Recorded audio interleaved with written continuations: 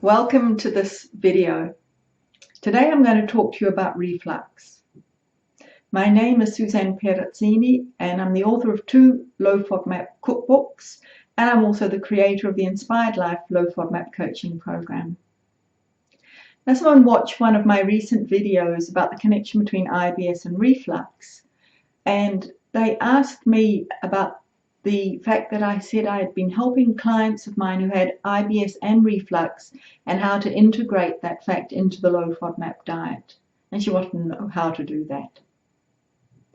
All right, so let's start at the beginning. First of all, I'm not an expert on reflux. My area is IBS and the low FODMAP diet, but I have helped clients with this who have also got IBS, and I'll let you know what I know.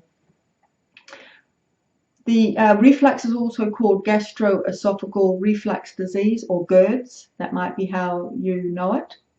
And let's just talk first of all about some of the symptoms of reflux so that you can recognize whether maybe you have it or not.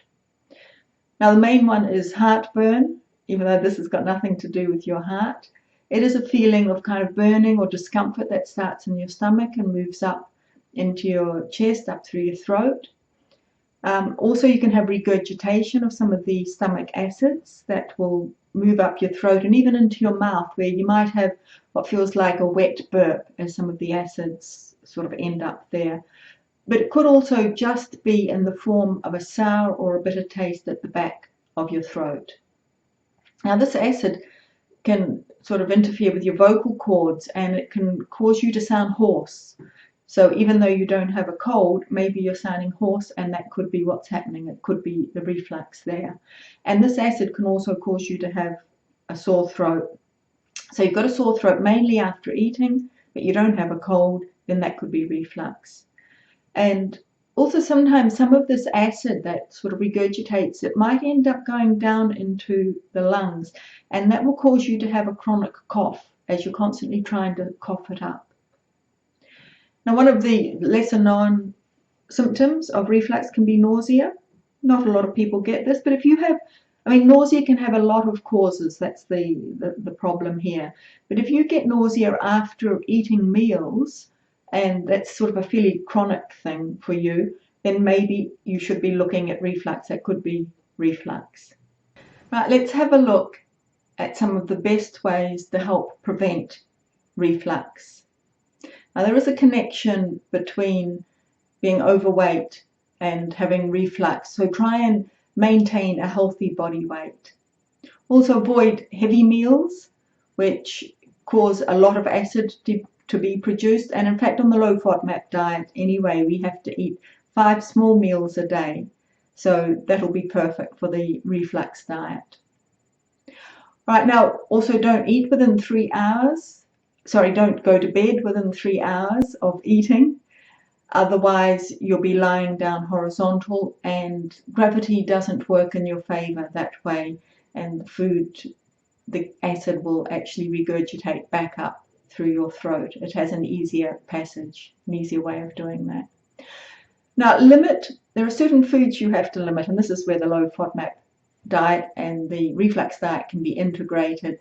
You have to avoid fried foods, greasy foods, also spicy foods can cause reflux, and unfortunately chocolate and caffeine, obviously in coffee and tea, and also in things like Coca-Cola.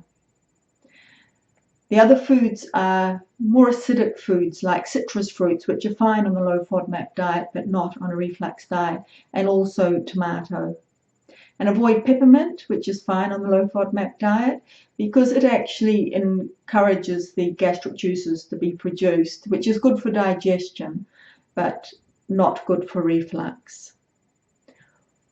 Also, it's not a good idea to smoke, because smoking weakens the sphincter muscle at the bottom of the esophagus, which opens and closes, and you don't want that to be moving in the wrong direction when you don't want it to, because that's what lets the acid flow backwards, upwards.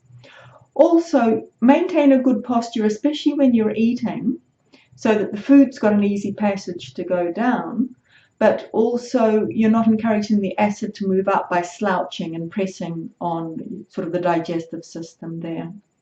And also by the same token, don't do any sort of bending over after your meals. Maybe don't go to a gym and start doing a workout, because that again is going to be pressing on your digestive system.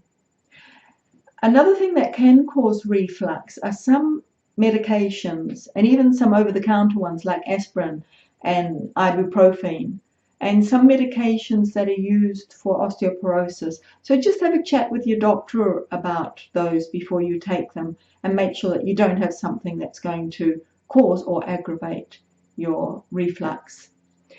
Now, once you have an attack, what you can do is, there are again over-the-counter medications for this that are antacids, like Gaviscon, Mylanta, Tums, which neutralize the acid which is causing the burning. The only thing is that you can't take these for too long, because they can have side effects like diarrhea, which if you're on the low FODMAP diet to kind of eliminate your IBS symptoms, you're not wanting to get diarrhea back again just after you've eliminated it.